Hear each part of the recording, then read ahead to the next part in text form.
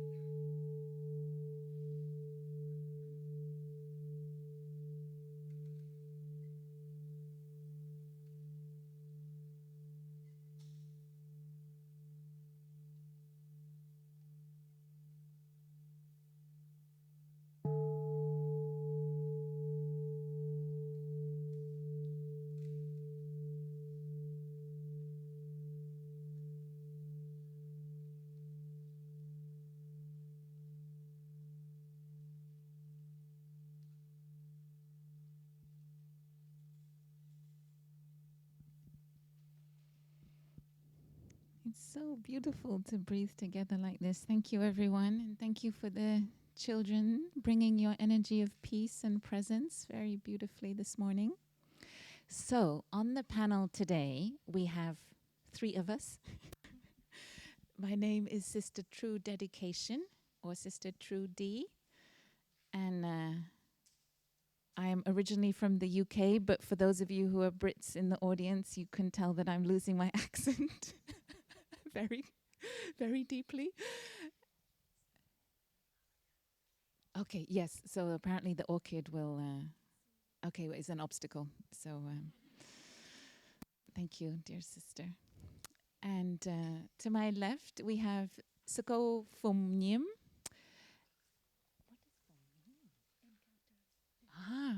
And the word Phum means encounter. Sister encounter, it means sister meet the moment. Sister, you are lucky if you encounter her. And I believe that Sister Phum is 20 years a nun this year. Something like this. Something like this, yes. So a great celebration, 2 decades on this path, and studying, practicing, growing on this journey. And Sister Phum is originally from Vietnam, but has ordained and trained most of the time here in Plum Village, France, and speaks French beautifully. So for our francophones, please feel free to enjoy Dharma conversation with Sister Phum in French. And on my right, I have Brother Phapka, Brother Capacity.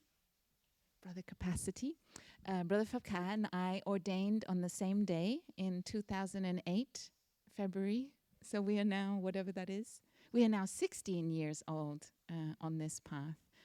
And Brother Phapka is also from Vietnam and has been in Plum Village now for 7 years. Speaks wonderful English. So you can have Dharma conversations with Brother Phapka in English or in Vietnamese. And what I appreciate about my two Dharma siblings is they have a lot of warmth, a lot of generosity, and a lot of experience. So this morning, you can ask us your questions of the heart. So anything that has been coming up for us in our time this week here in Plum Village, a question about our happiness, or about our suffering, or about our family, or about our friends, about the kind of practices that we do here in Plum Village. And these questions, they're the kind of questions that maybe we don't know who in our life we can ask these questions to. Maybe we can't ask these questions at school, or maybe we feel we can't ask them to our friends or our teachers. So this is a chance really to ask something that's really important to us from the heart. And whoever would like to ask a question, there is a chair here. And so you can come and sit on this chair and ask whatever you want. And we will do our best to not be afraid of even the big questions. And we will share from our experience and our understanding. And for those of us who would like to ask the question in German, we can come up and we can sit on the chair in German or even in French, and you can bring your translator with you. And I believe the monastic volunteers will be your translator, so that you can ask in German and receive an answer that you can understand as well. And our teacher always used to say that a good question doesn't have to be very long. It can be short and direct, really to the point, something that is, troubling you, something you're really wondering about. So maybe we will have one more sound of the bell for us all to listen to our heart. And first we will have maybe 20 minutes of children's questions, and then the children will have a chance to continue their practice and play outside, and then the adults will have their turn. So as we listen to this sound of the bell, we can all think, is there a question coming up in our heart that we would like to ask this morning?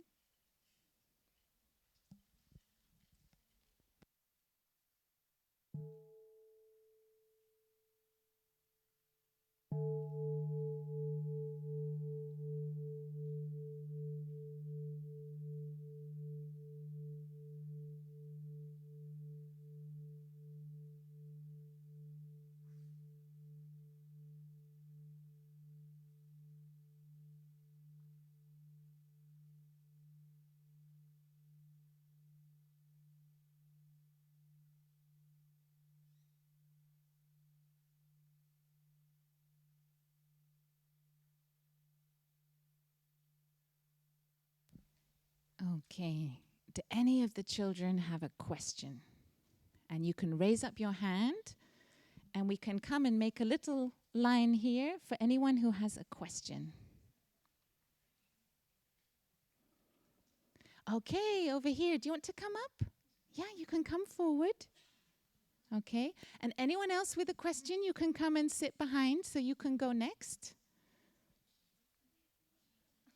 Okay. So those are the questions. You'll sit on the chair, and then we will listen to one more sound of the bell so everyone can breathe with you. And whoever's waiting, you can just sit there behind the chair. So your turn will be next. You can sit down on the ground. And whenever anyone else is ready to ask your question, you can come and join the line. But first, we will breathe together to support the person who will ask their question.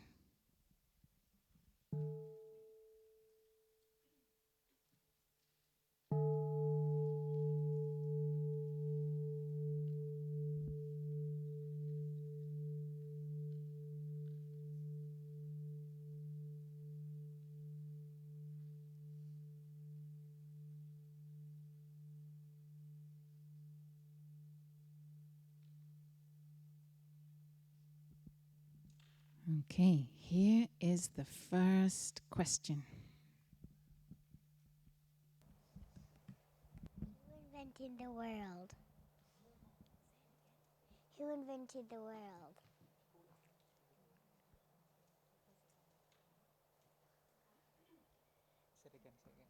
Who invented the world? So the question is, who invented the world?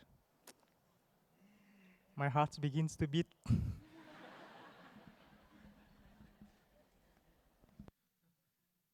So for the translators, did you hear? Who invented the world? Really good question. We will breathe a little bit to allow the insight to come up.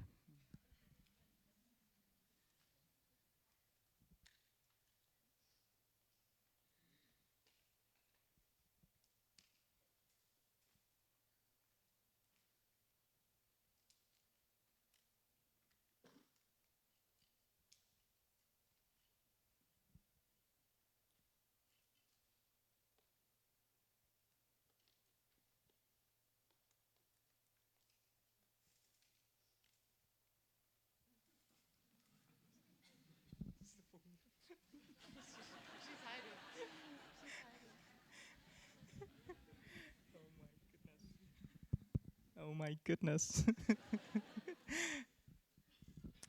So, dear respected Thầy, dear sisters and dear friends and dear little friend, wow, it's not easy your question. I immediately feel pressured when I see you turning off.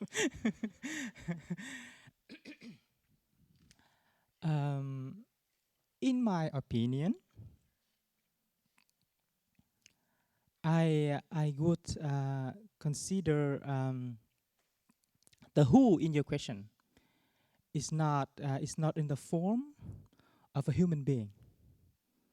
I hope it's not too high for you, but that who can be in a form of an energy. It's a type of an energy, and I would say that it's the energy of love.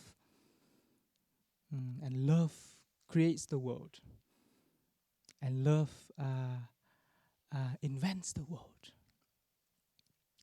So as long as you have love towards your parents, you create your own world of love towards your parents, yeah?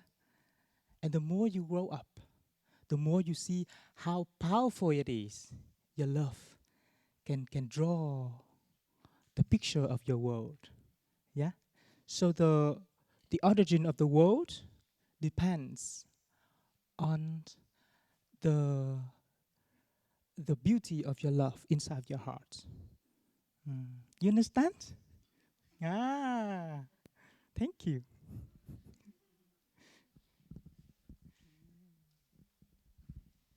Thank you, brother, and thank you for that question. Okay, the next question. Do you want to come and sit on the wonderful chair here, and we'll enjoy a sound of the bell with you and breathe together?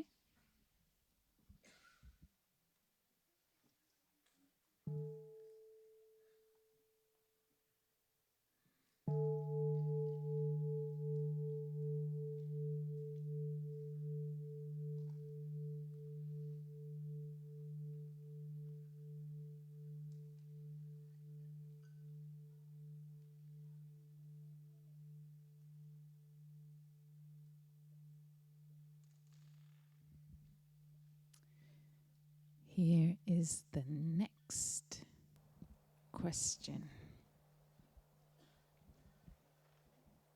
Why did you cut your hair?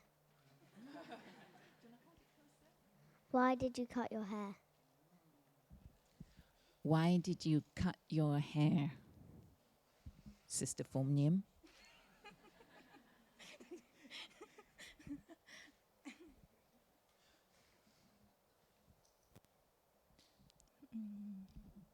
Dear respected Thầy, dear beloved community, dear friends, thank you very much for your question, because this question is very important for my life. From time to time, I need to ask myself this question.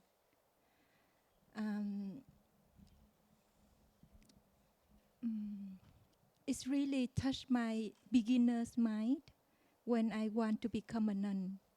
And I want to live celibacy.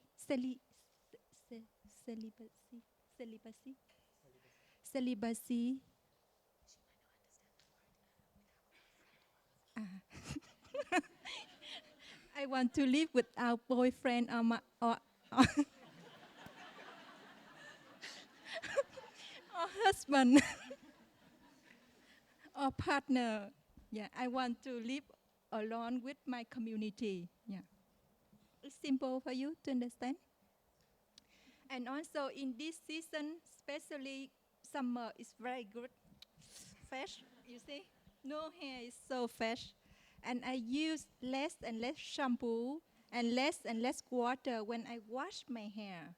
You see, so I support the Mother Earth a lot by by consumption, by my consumption. So, um, but I would like to share a little bit more because when we want to become a nun, we need to change our form a little bit. We are a little bit different from you. So if you see me, you recognize I'm a nun without the hair, with this robe, you see. But if I still have hair and still like you cannot recognize I'm a nun. So in the Sangha, we need for Sangha, we need you, we need a boy, we need a monk like Brother Wit, we also need a nun like us, like me. So we need for Sangha. Okay. Okay. Thank you for your question.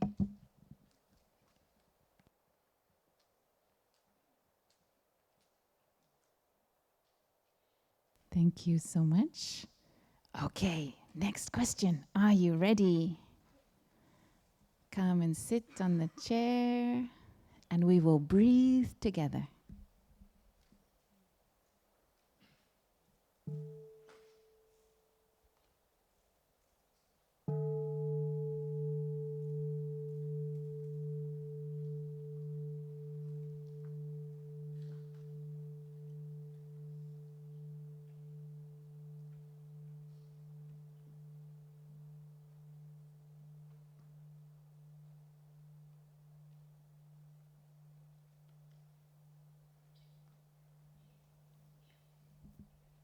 Here is the next question. You can pick up the microphone.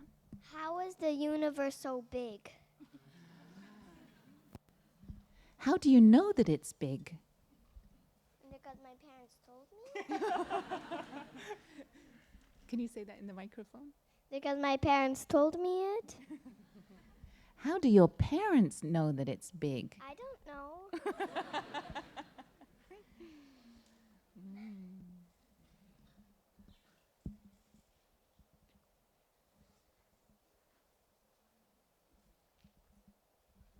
Are your parents here in the hall? Yes. Okay.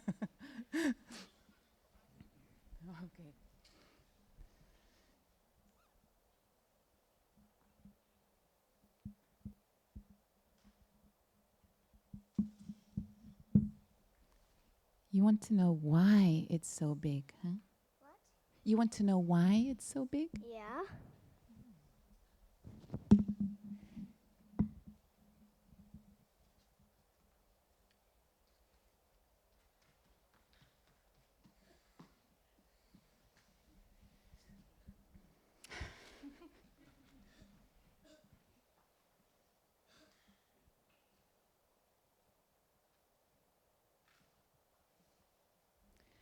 I think it would be very sad if the universe was small, because that would mean that we would feel like we were in a small box.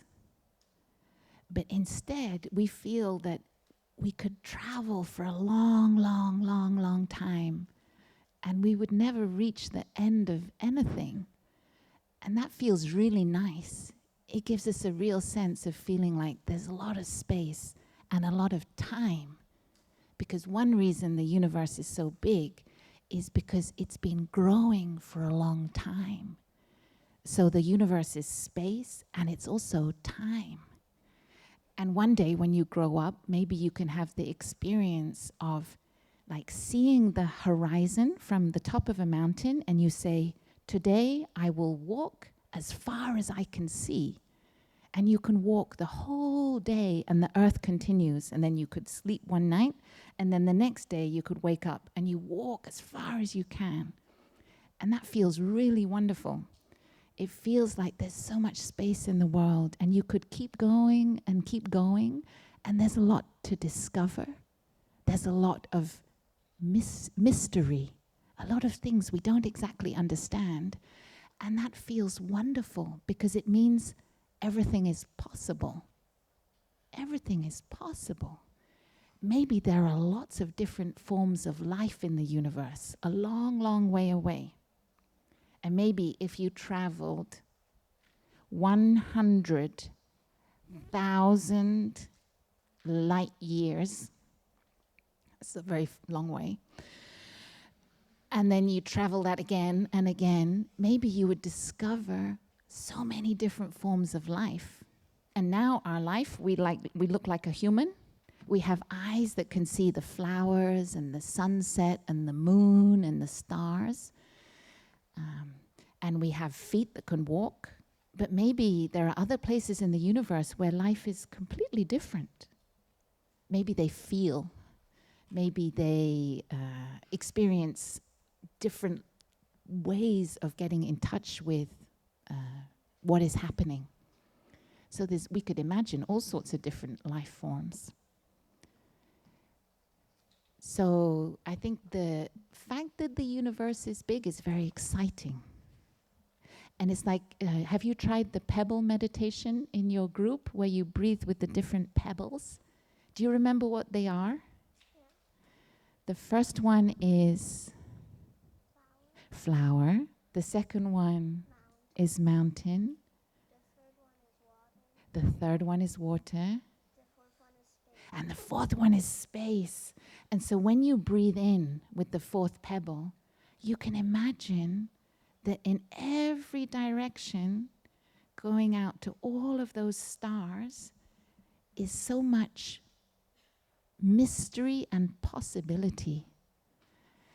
And inside every cell of your body is also a lot of space with a lot of mystery and possibility in every cell of our body. And when we can touch that space, we feel really free and at ease and really happy.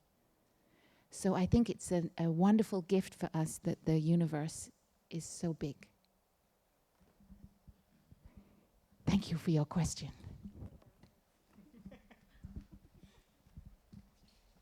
Okay, the next question. And we will breathe together with the sound of the bell as we prepare for this question.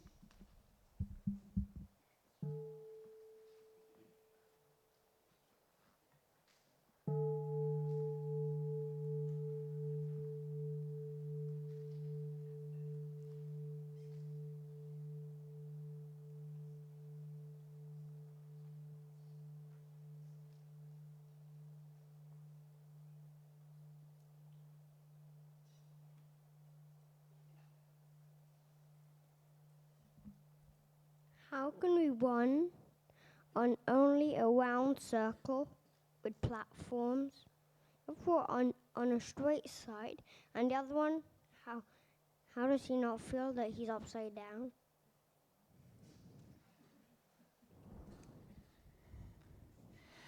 How can we be on the earth that is round, but it feels like a platform? And how can the people underneath not feel upside down? That's a really good question. That's a really good question.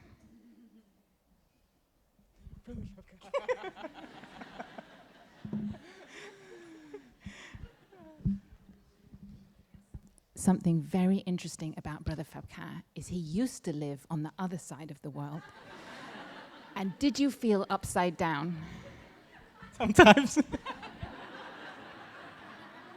Mentally, sometimes.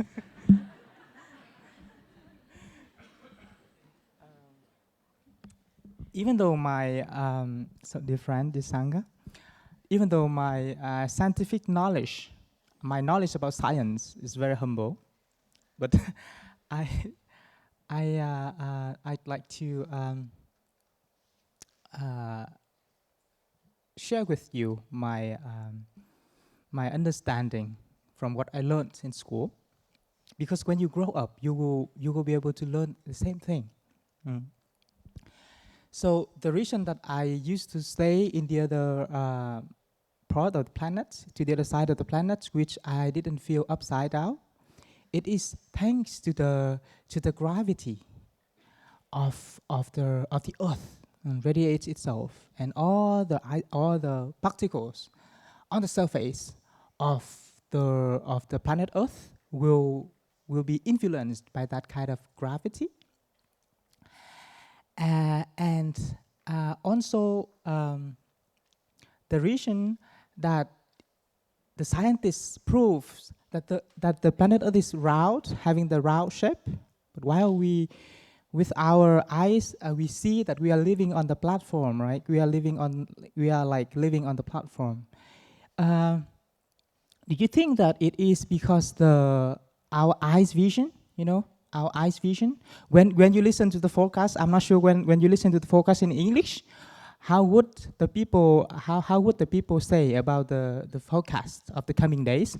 But when I was in Vietnam, the man or the woman who tells us the coming days weather forecast, they say, okay, when there's rain, your eyes vision can reach only 10 kilometers far.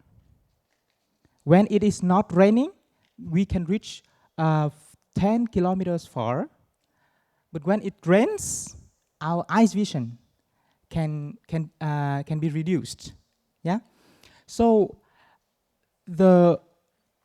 our eyes vision capacity can only reach at a certain point of the space, and it cannot reach further than that. That's why our perception considers that we are living on the planet Earth, which is like a platform, which is like even. Yeah.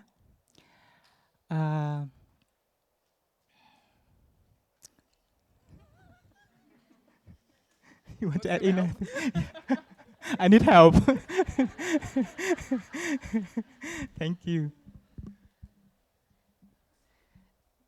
So one reason that the Earth is so round is because we've been spinning in space. Because did you know right now we're going several thousand miles an hour through space? We're like on a kind of spaceship that is spinning and turning through space.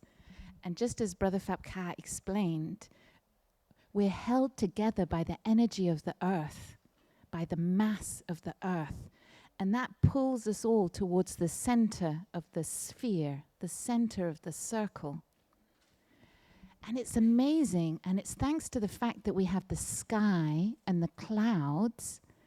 That's why we don't feel it's really windy, even though we're going really, really fast through space. It's like a kind of blanket all around the Earth, protecting us. And like Brother Phap Ka explained, the Earth is really, really big, and that's why it feels flat, because it's so big. But that energy connecting us to the Earth is what means we don't fall off. And we don't feel upside down because all of us are connected to the Earth through our feet. And that's what makes us feel solid and grounded. And it's very interesting in walking meditation.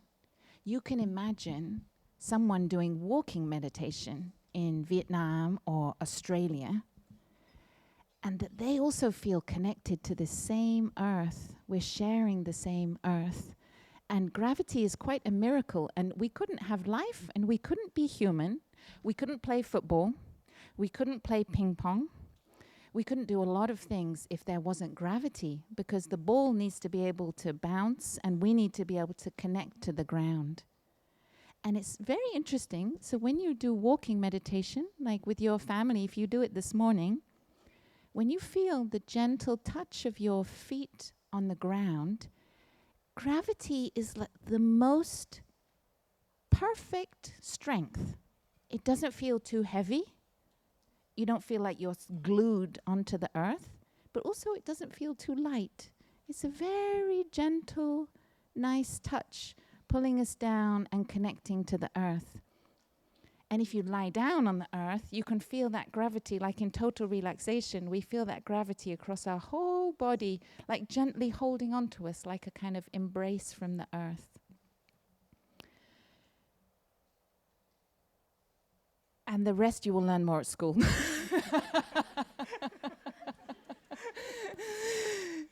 Is that enough of an answer? Okay. Thank you so much. Thank you. Okay, the next question, and this will, maybe we have time for 2 more questions. Okay. Oh, okay. Okay, we'll try and do quick answers, so we'll do as many as we can. Okay, let us enjoy breathing with the sound of the bell. Okay, okay, great.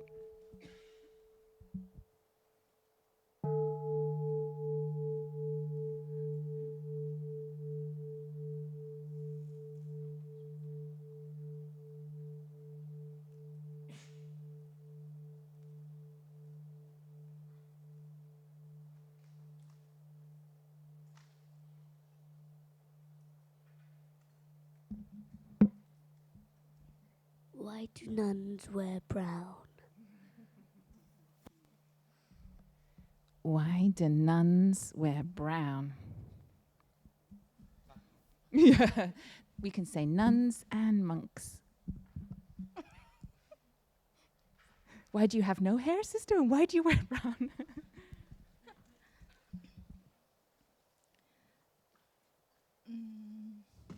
Thank you for your question. And as a nun or a monk, we would like to practice humanity. Yeah. Humanity. Thank you. Yeah. Humanity. And the brown color is the color of the earth. Yeah. And in the past, in Vietnam, the farmer, they wear this color to go to the field, to go to the farm, to work in the farm, because when it takes some dirty things, and we can easier to wash it, and we use less soap to wash it too. Okay, thank you. Thank you for the question. So we'll take the next one, and this will be the last one because. Okay, we will take. Okay, a special request for 2 German questions after this. And then the children, you'll have a chance to continue the question and answer session with the monastics in your group after this. So first, one more, and we will breathe together with the bell.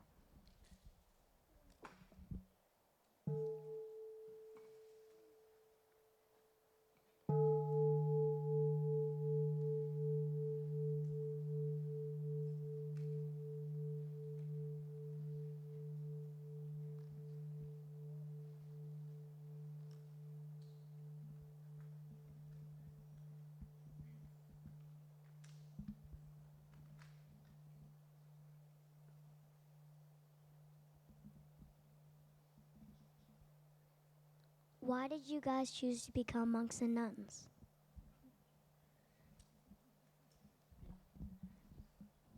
Why did you guys choose to become monks and nuns?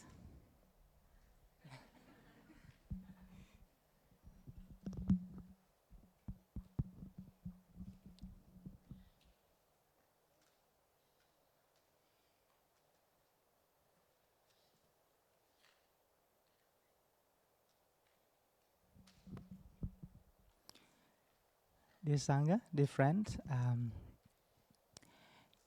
before becoming a monk, I used to be a little child like you, yeah? And going to school, hanging out with friends, playing games, yeah? I had a lot of fun, to be honest. Had a lot of fun. But when I decided to become a monk,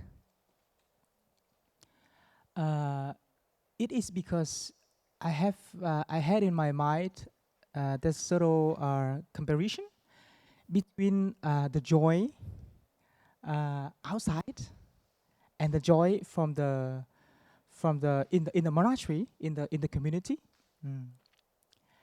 And I feel that this is just my perception, okay? It could be wrong. But my perception is that the joy that I got living in the community, it lasts longer. It lasts longer Mm. And in the outside life, I also didn't know how to deal with anger or sadness. When someone says something, when someone does something, and I felt sad, and I felt angry, but I didn't know how to transform that. Nobody in school taught me those skills. But by living in with the community, I was able to learn how to be happy again, and how to have love, especially how to have love with the ones that cause suffering to us. And that's the reason why I chose to be a monk. Thank you.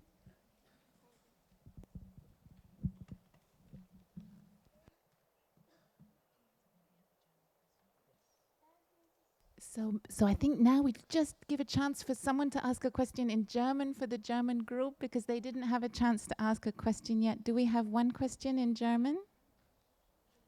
And then I can feel that everyone's almost ready to go and play outside.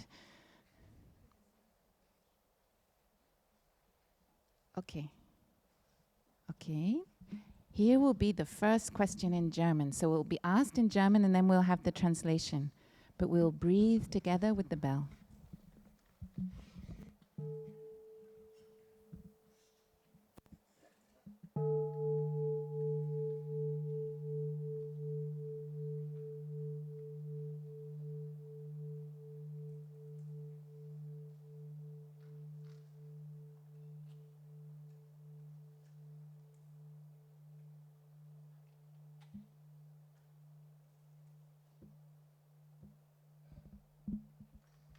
Wer war der erste Mensch auf der Welt?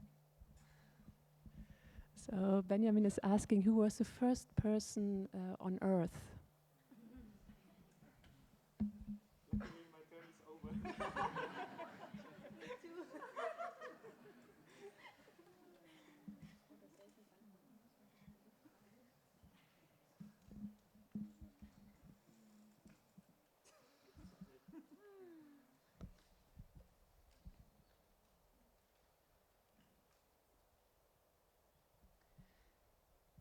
So sometimes we feel there has to be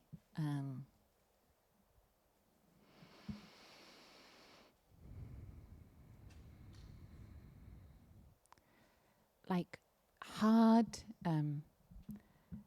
boundaries and differences between things. So for example, we think that a human being is not a monkey.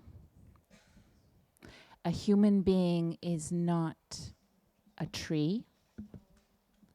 A human being is not a fish. And we think that we are different from our parents, and we are different from the earth. But actually, people who think very deeply about the question, who was the first human being, they come up with some very interesting answers. First of all, they tell us that there were many different kinds of human being.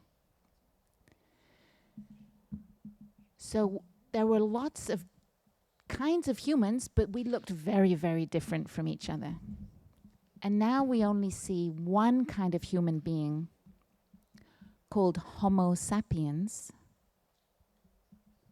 But there used to be lots and lots and lots of different kinds of human being. And then recently, they discovered that some of those different kinds of human being are in our DNA.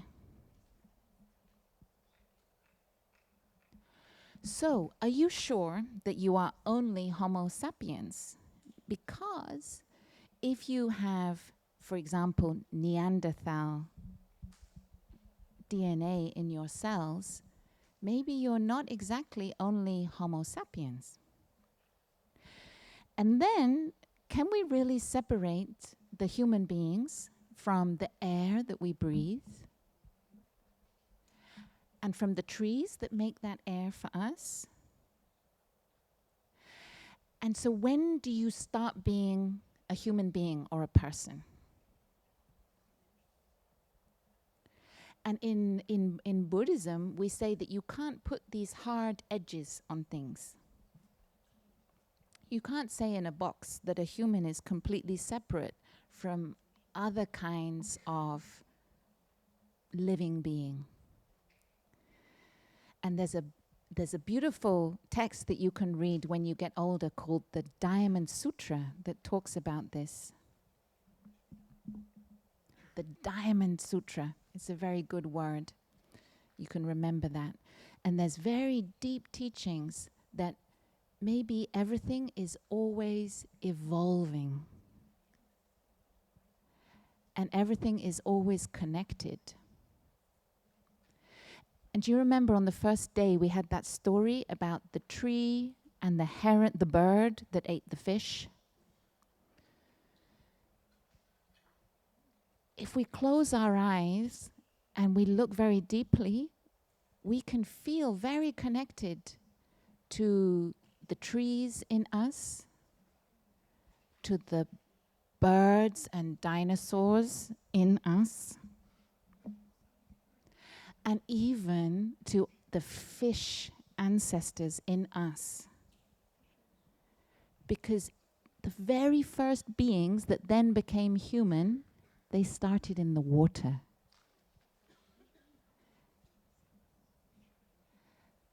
So if you close your eyes and visualize deeply enough, you can remember your deep past lives. So the question maybe is not when was the first person, but when were you first a human being? Was it 5 million years ago? Or was it 10 million years ago? Yeah.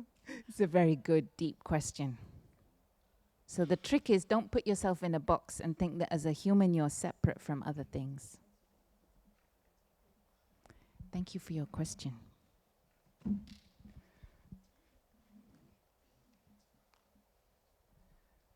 Okay, the last question in German.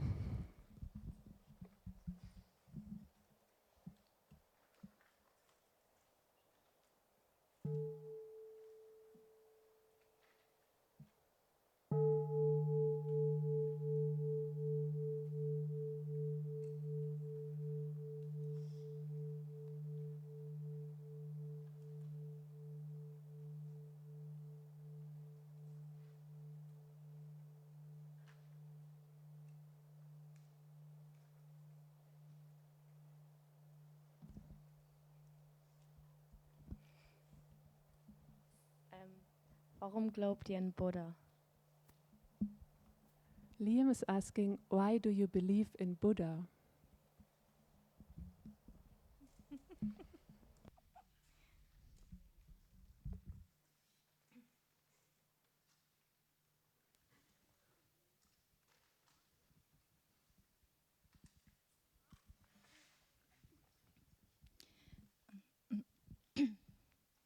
Dear friends, um,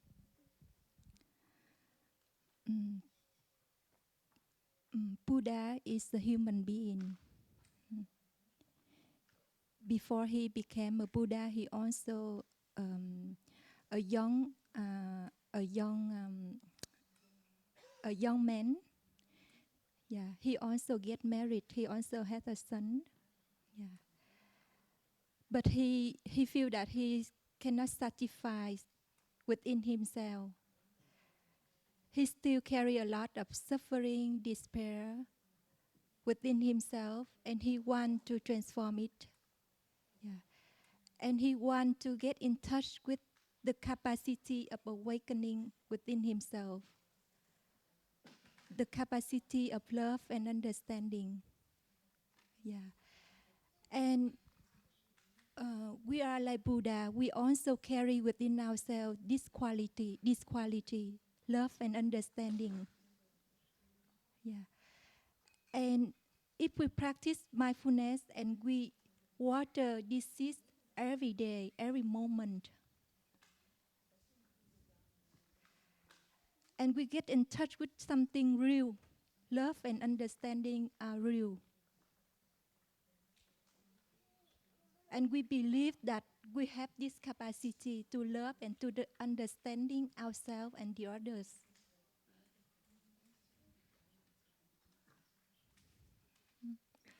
So day by day, with the practice of mindfulness, we cultivate this energy of confidence within ourselves, so that our seeds of love and understanding growing up day after day. And we can live happily, joyfully, harmoniously with friends, with our parents, and our classroom. Yeah. Thank you. Thank you so much. Thank you to those who have a question. So please bring that to your group when you meet. And at the next sound of the small bell, the children are invited to stand up. And you can then turn and bow to your parents before you go out and continue your practice outside. So the children can stand up and turn towards your parents and everyone.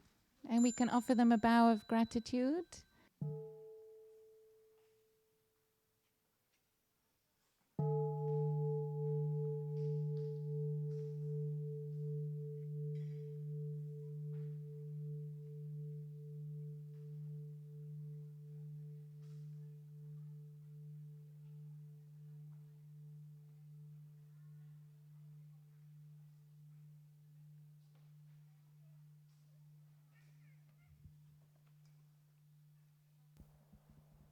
Dear Thai, dear Brother Fabka, dear Sister Trudication, dear Sister Mong Yin. Can you hear me? I think you might have to hold it very close. Okay. Dear Sangha. So this question is related to the practice and the climate crisis. So I was on last year's Earth Retreat, which was very helpful to gain hope and energy to continue to be active, to protect us and the planet. Sorry. And this held up for a year, and then came the EU elections, and I completely lost hope.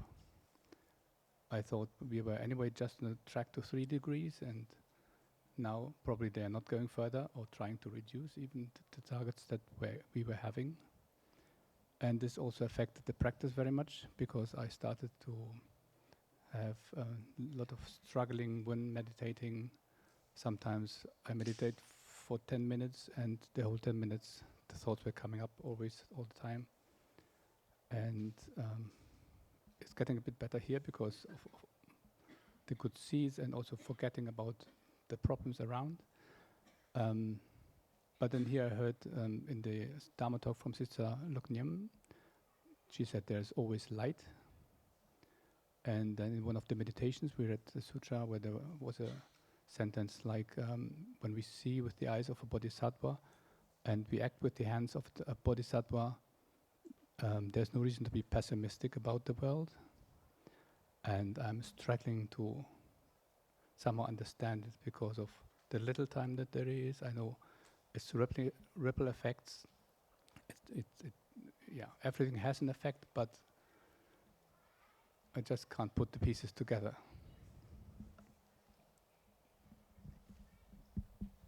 Thank you for your question. For the translators, please allow me to distill the question.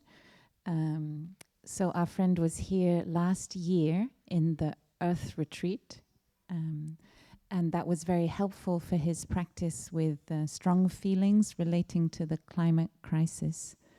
And the energy from the retreat carried him through the whole year until the European elections a month or two ago, the elections. And our friend noticed a big difficulties came up with in his practice with that, and in particular in his meditation, because it seems that things go in a certain direction that we cannot control the warming of the earth to even 3 degrees of warming, and that maybe it will be more degrees of warming, which leads to a lot of harm and damage. And our friend is very grateful to be here now in the collective atmosphere, watering the good seeds. And in Sister Luknium's Dharma talk, when she spoke about there always being light in the world, or if we act with the hands of a bodhisattva, we can trust and we don't need to despair for the world. But our friend is really asking the question concretely, what is the way to practice or to understand it so that we can feel that good seeds radiate into the world and that we can contribute to that? Or what is our role, how to practice, how to be when it can feel very overwhelming, the direction that things are going in? And that there is little time, particularly in the aspect of the climate crisis. Please allow us to breathe a little bit.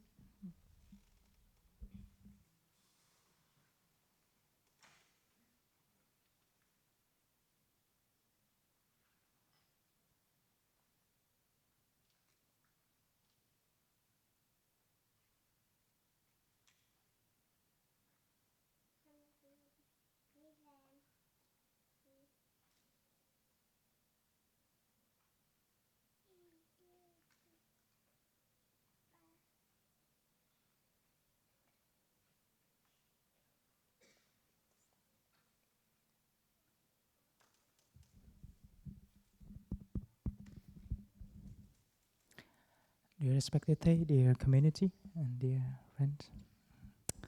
Last year we were in the same Dharma sharing family together. A lot of fun. And I would like to thank you for your love, your care towards the environment, towards the climate.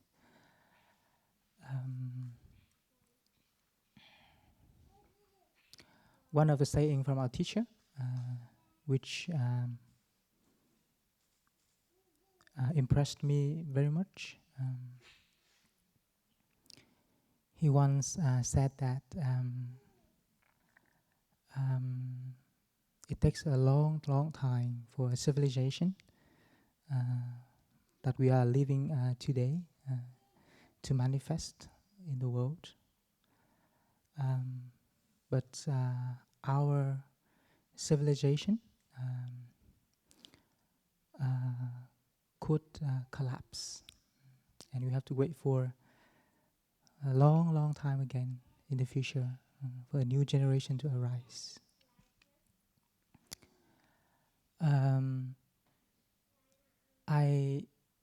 As we know our teacher, as someone who has a great capacity of mindfulness and concentration and insights. But our teacher did say so. It means that there's also a great acceptance in him for the future danger that could take place on our planet Earth. And if you know about the Buddha's time, at the end of his life, sometimes he also did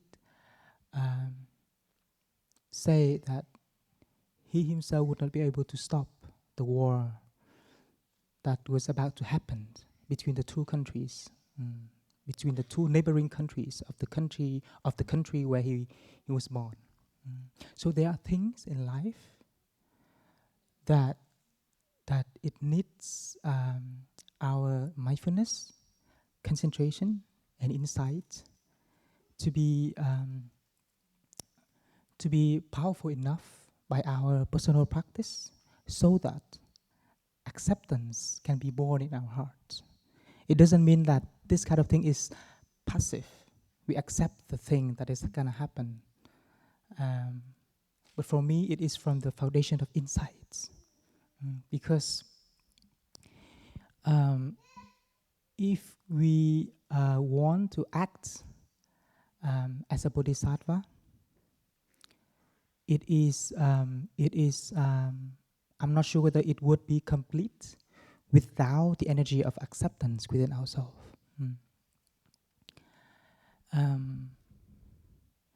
So we tend to long for the good things to happen for our planet Earth. But we know that our personal practice and the collective energy of the practice of the community can be something, I would say, the most beautiful that we can contribute. So for me, I am really appreciating the community is organizing retreats like this, because we want to broaden our collective energy of mindfulness and concentration and insights, and this is something that we can do for now, because we want this kind of energy to reach or to give a certain influence to the world leaders, and we need to be, our mindfulness level, concentration and insight level should be powerful enough. And this is my personal way of thinking. That's why I cherish every single effort that many of us in the retreats puts out, because we believe we have the big faith in this collective energy of the practice. So this is something that you can reconsider.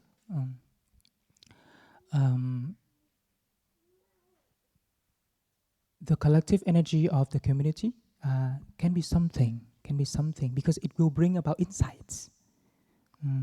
It can bring about insight. Collective energy of mindfulness will bring about the collective energy of the insights. And from that foundation, it will tell us what should we do and what should we practice. Yeah, this is from just my personal point of view, and I believe that Sister True Dedication and Sister Phung Yim will have something beautiful to offer. Thank you for your listening.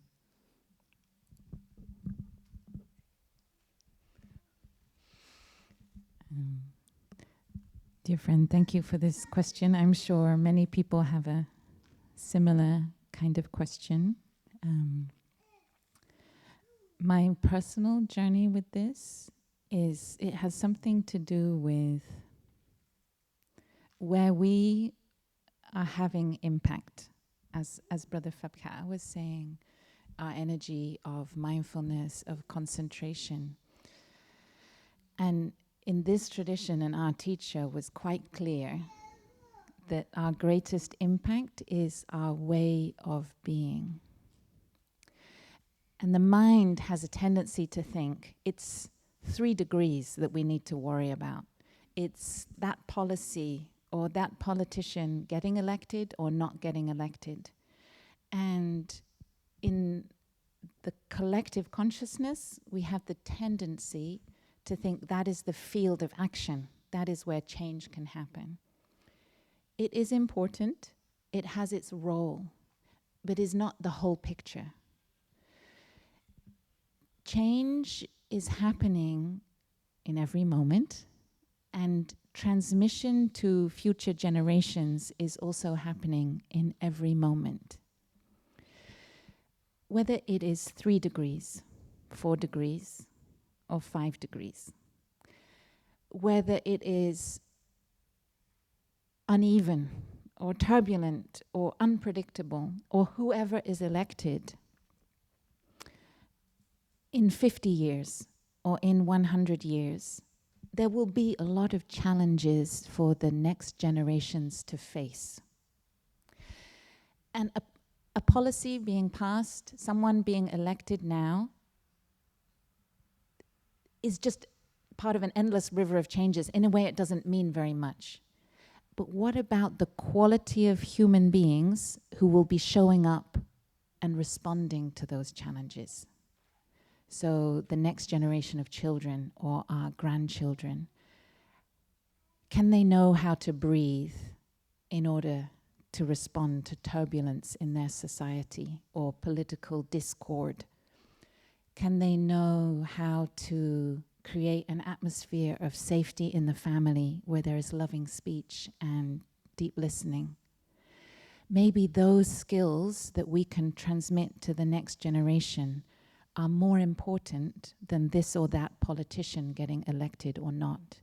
That those will be life skills that the next generation will be carrying into the future, no matter what is happening. And so I think part of the training is to train our mind to not get caught out there, but to come back to the quality of being that we bring to our family, our friends, and our workplace. And this morning in the guided meditation, for those of us who were there, we had some different steps where we were breathing with our father and with our mother. And when we had the step where we were breathing with our mother, I realized that it wasn't necessarily a very peaceful thing for me, because actually I experienced my mother as someone who was under a lot of stress or strain. So for me to breathe with my mother, I also need to breathe in such a way that I can embrace her stress that she transmitted to me because she didn't know how to breathe. And I'm sure for many of us, breathing with our parents, it's not simply, we can access their strength and their qualities, but we may also access the other energies they transmitted to us. And so when we think about how we can offer security or safety to future generations, maybe our way of breathing is part of that, because our children are learning how to breathe from us. And if we would like them to be able to breathe in peace, we would need to breathe with them in peace.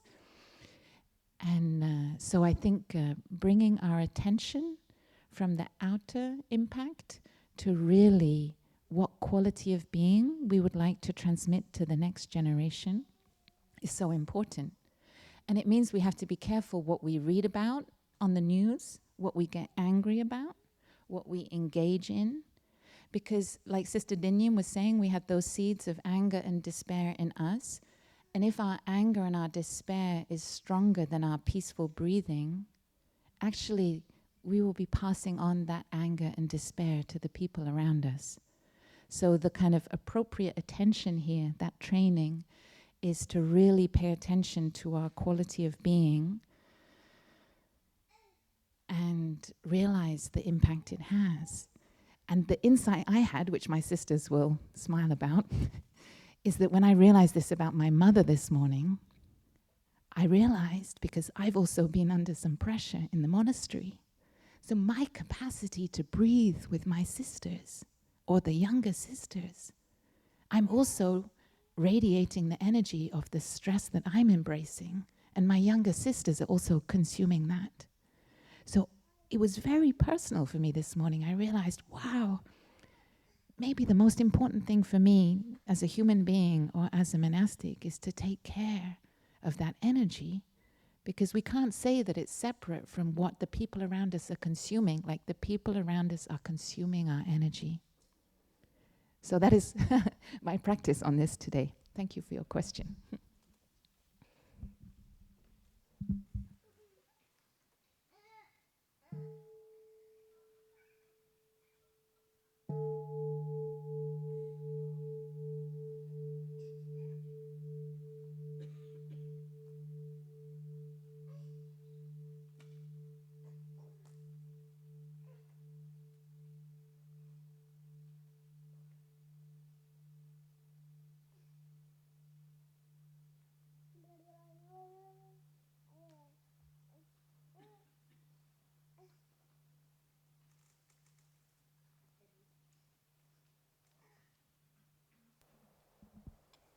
Thank you for this opportunity.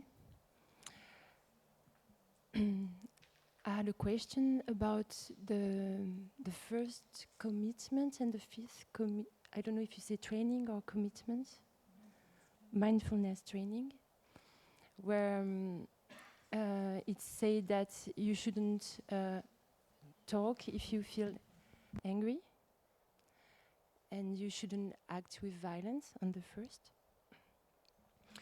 And lately, the last years in my life, I felt that trying to be compassionate and kind all the time, sometimes, that was my perception. I felt that it was a coward, being coward sometimes, because if something that I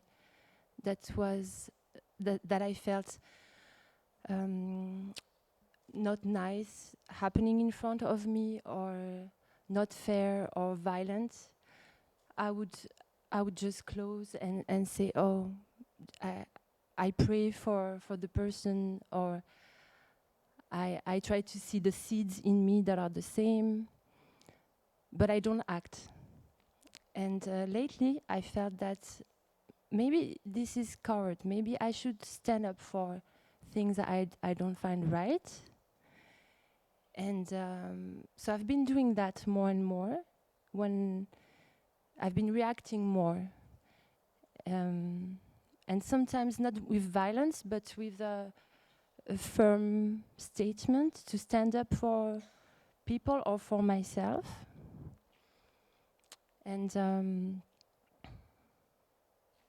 yeah, I was just wondering how you see this, if sometimes you think that violence or just standing up firmly to against something is a seed we should nurture.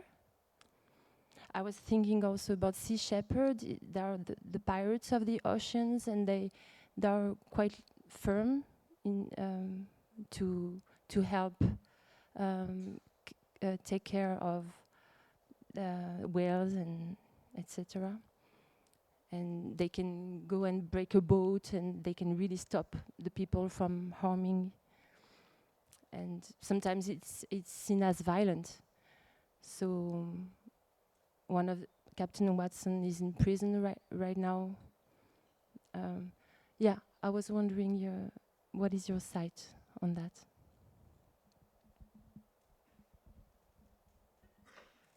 Thank you so much. I just checked that the translators followed the question. So what is the role of being firm or standing up for things as an act of compassion, rather than being maybe cowardly?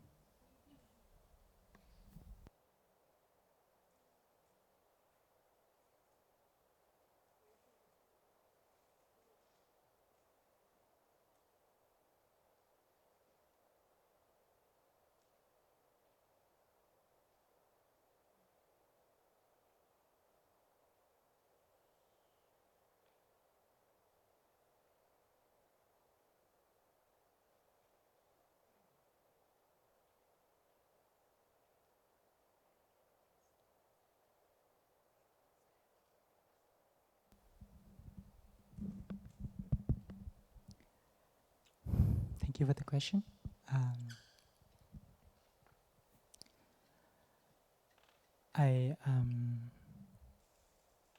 Let's talk about understanding, because understanding will offer us understanding about the situation will offer us the proper and appropriate way of behavior. We want to be firm. Might be because we felt that we were threatened. Our security, our safety was threatened, and we wanted to defend for that. But this is just from our side. But have you ever asked yourself about the situation of that person. And I think that when we see, when we put into our mind a question that, oh, that person could be victimized by his own behaviors and his own suffering. And then you gain some insights, and then you tell yourself, okay, now standing up firmly and defend those strong words, is that the right way for you to do? Because of course we don't want the disputes, the arguments, or the miscommunication between the two people escalated, right? We want to reconcile. We want to solve the problem in harmony. So understanding plays an important role. So I feel like it is good sometimes that we can stand firmly to express ourselves. I think it is also written in one of the mindfulness trainings. If you can reread again, you will find that line. But it has to go along with the understanding about your situation and that person's situation, the state of mind. So this is something that I want to encourage you to reflect. Because standing firmly, affected by emotion, I don't think it's healthy. But when it is started, when it's began with the energy of understanding within yourself, it will help. Thank you.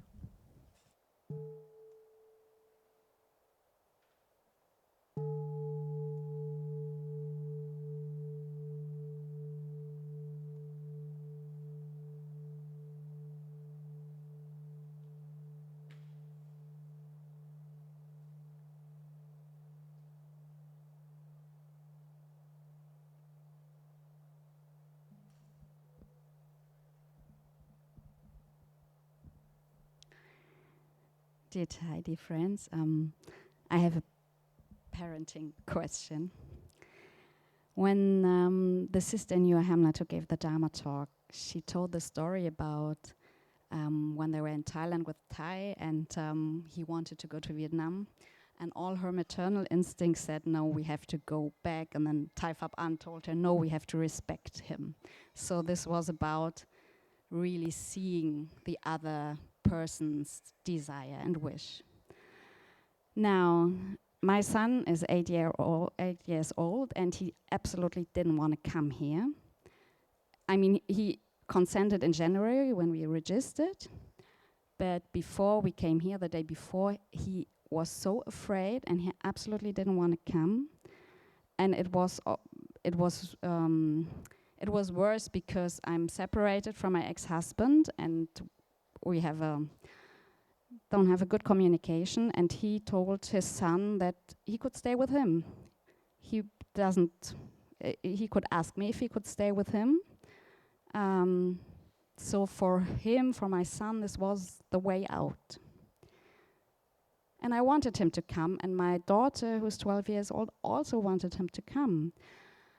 But I was really on the brink of saying, why do I have to fight this fight with him? Am I teaching him that his wishes don't count? Or do I respect that and call his father and say, well, take him? Now he's here, he's enjoying himself so much, he found friends, he's taking in all this energy, and I'm so glad that we came. And it was my instinct to say, no, of course he goes on a holiday with his mother and his sister. That was my maternal instinct. And we have these situations quite often because maybe as a child in a separation situation, he knows how to play, also how to tell each side what they want to hear. And my question is, how do I know what is good for my child if also the other side tells me you don't listen to your child's needs?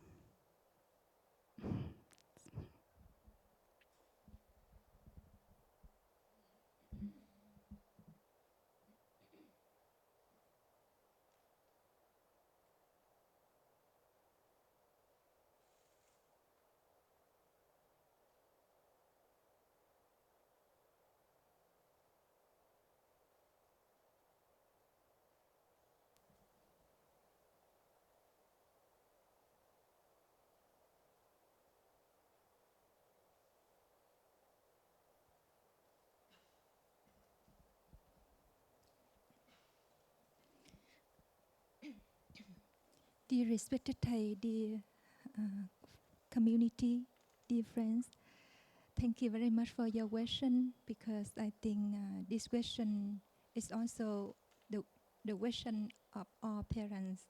Sometimes we have to face with this situation and we don't know what to do. Yeah. It's not easy. For me,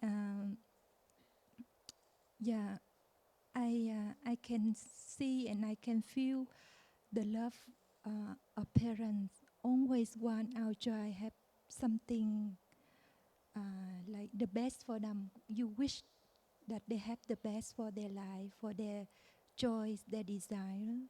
Yeah. We really want our child to be happy, to be joyful.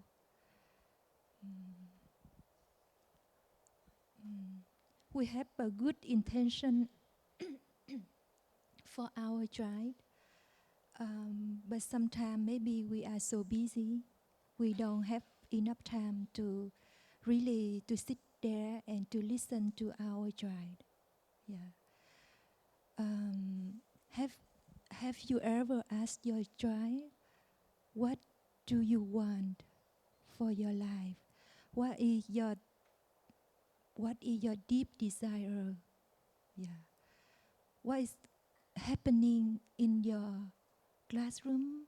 What is happening? What will you do when you confront with the difficulties? Some question like this, you can ask your child. And in order to do that, you really need to have time. Yeah, because nowadays we are quite busy. The function of the society, the river of the society is flow like this, and we just flow along with the society. And sometimes we want to do much, and we have money, we have a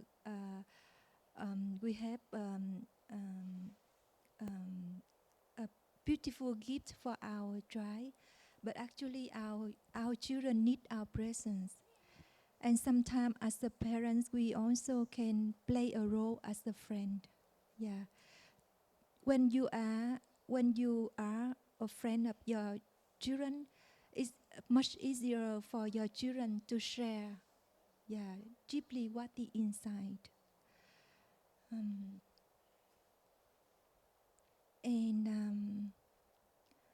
And sometimes we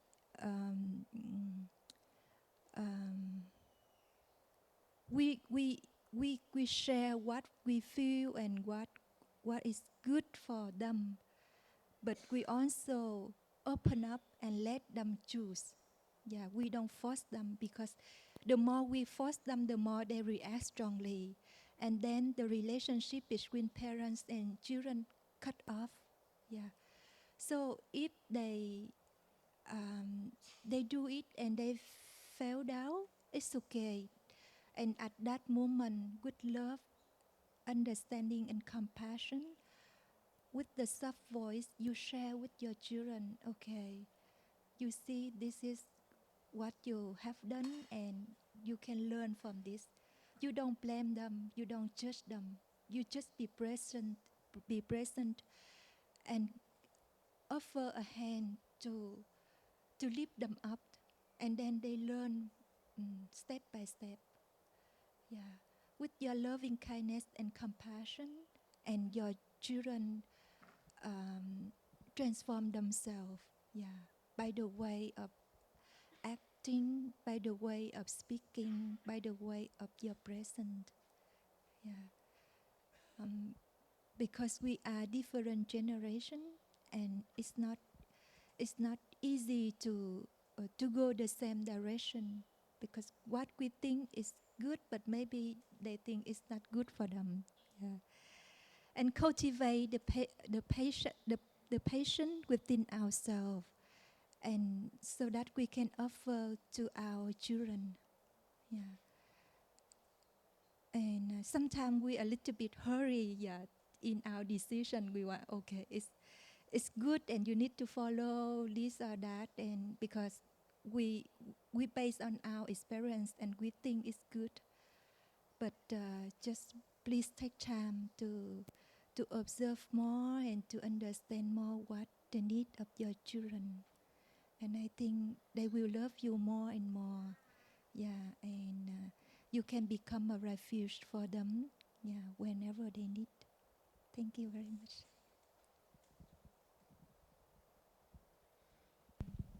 Thank you, sister, for the wonderful reply. But I just want to add in just one little thing inspired by your question, because your question made me. So I got a story with Thai, with our teacher, when he was in Thailand. Yeah, he was touring in Asia, and he and brothers and sisters, including Sister Hiên Nghiêm, was also there in 2013. Yeah, and we were having a monastic retreat. Yeah, and in the morning, our teacher offered a Dharma talk for almost 2 hours. Yeah, and in the afternoon, Thầy wanted to invite the monastic students of Thầy to have tea with him in the veranda of the meditation hall. Yeah, and we were very excited to be invited, and many of us showed up. Yeah, but just after a few minutes of sitting and drinking tea with Thầy said to us, "How about now we go for a walk?" Yeah, and for me, I sense a great sensitivity in Thầy. Thầy was mindful enough to be sensitive to see, okay, what is his best offering to his students. He wanted to invite us for a walk because he noticed that this morning we have seated for almost 2 hours. And to be honest, in my mind, in that very moment, the feeling of being close to him is something fantastic. But myself, physically, I don't really like sitting in that very moment. And I felt, oh, they were so wonderful. Being sensitive enough to know what is his beautiful offering to his students. So we enjoyed the walk so much afterwards.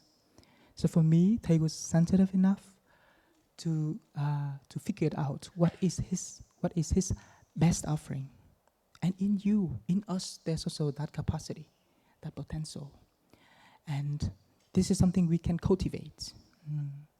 We know the fact that emotionally our kids didn't want at the beginning to come. But now as we see, he's enjoying. So the reality of Plum Village was not as bad as it used to think before, right? So you can contribute a little bit to that. Maybe from your sensitivity that you cultivate, you may choose the words, or you may like to approach him in a certain way that it can refrain from forcing him to come. But as long as through your words he can feel your love, he can be inspired, and that is a sensitivity that you can cultivate. Thank you.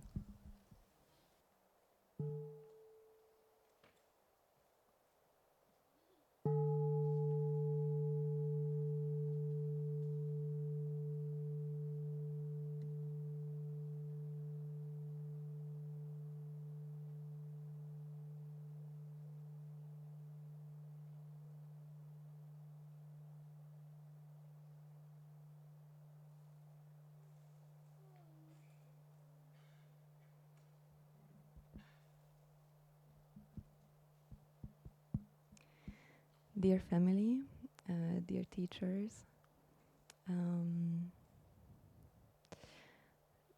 so my question concerns death. My grandmother has been in and out of the hospital since the last couple months, and well, I think she is dying of old age, basically. But it seems that both my family and also her are in denial about it. And I'm just wondering how I can break the ice with her and also with my family, and talk about her passage in a way that is helpful. Thank you.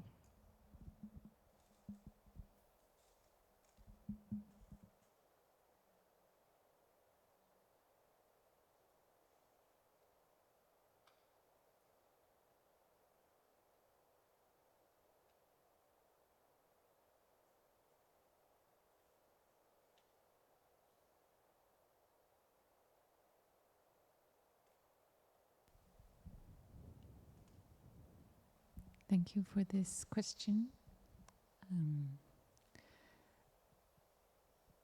I think the first step, it runs a little bit in the theme of the last couple of questions, is maybe not also to, I think the first step is maybe to let go of our idea of what how they need to be on their journey towards transformation and passing away. That maybe that idea is actually getting in the way of real communication between us. And maybe there are many ways beyond words also to prepare for our passing. And we don't need to kind of admit to it or confront it in an explicit way, but we can journey towards it implicitly. And our teacher gave us some questions we can ask our loved ones who are sick or dying. And one can be, dear grandma, grandpa, mum, dad, are there any dreams you have that you haven't yet realized that you would like me to realize for you, that I can continue? Is there anything you would wish for the family that we could take as a priority, that we could spend more time on? What would you wish for your nieces, nephews, grandchildren? And to ask these like forward-looking questions, that is absolutely the moment to ask that question and to really have a very deep answer from them. What dreams have you not yet realized that we could realize for you? And then actually it's more of a two-way dialogue, because actually there's something for you to do. You know, sometimes that person is dying and we think, oh, that's only their business. But actually in the spirit of interbeing and transmission, our ancestors are in us and their dreams continue in us. Also their concerns, their fears, their values. So we become a much more active participant. And another thing that our teacher encouraged us is to celebrate the good seeds. And so if someone's in hospital and in pain, maybe we bring to the hospital the family photo album. And we say, oh, do you remember this moment when we had that experience? Oh, do you remember that silly Christmas when we sang those songs? And to help that person cherish the wonderful memories. Like the memories are like seeds in our consciousness.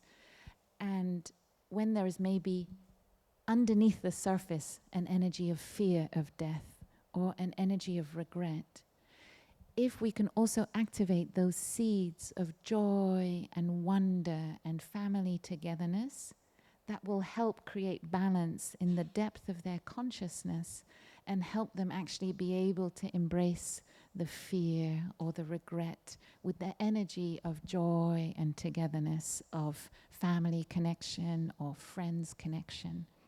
So when our teacher had various lay students that were really suffering and in hospital, he would visit them and remind them of wonderful memories they had walking along the paths in Upper Hamlet together, or singing songs together, or going through difficult moments together, but making it through.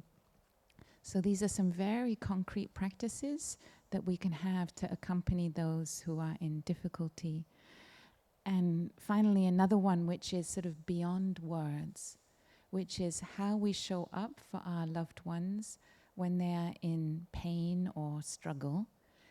And that is to be able to sit close to them while having a cup of tea, or sitting in the garden, or if they're in hospital, sitting next to them when they're in hospital, and through our own mindful breathing, really establishing a strong energy of solidity, compassion, and non-fear. So when we're breathing next to a loved one who is struggling in hospital, maybe our breathing gets short, we feel fear in us, we feel anxiety, we feel their pain.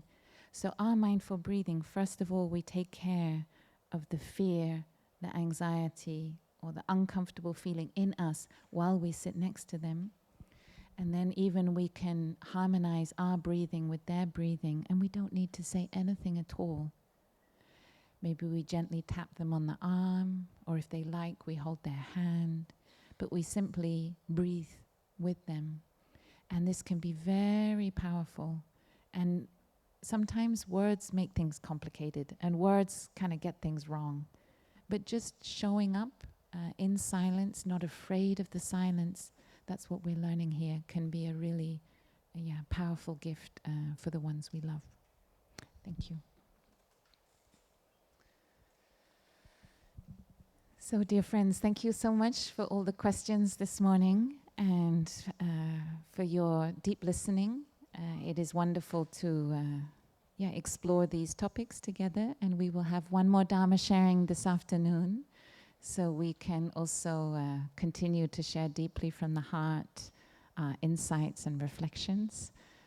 And after this, we will have a short break before walking meditation, and we can enjoy the miracle of gravity on a round planet in a boundless universe. We are human, and we are more than human, and we can celebrate all the miracles of being alive and the wonder of being alive while walking. Thank you so much.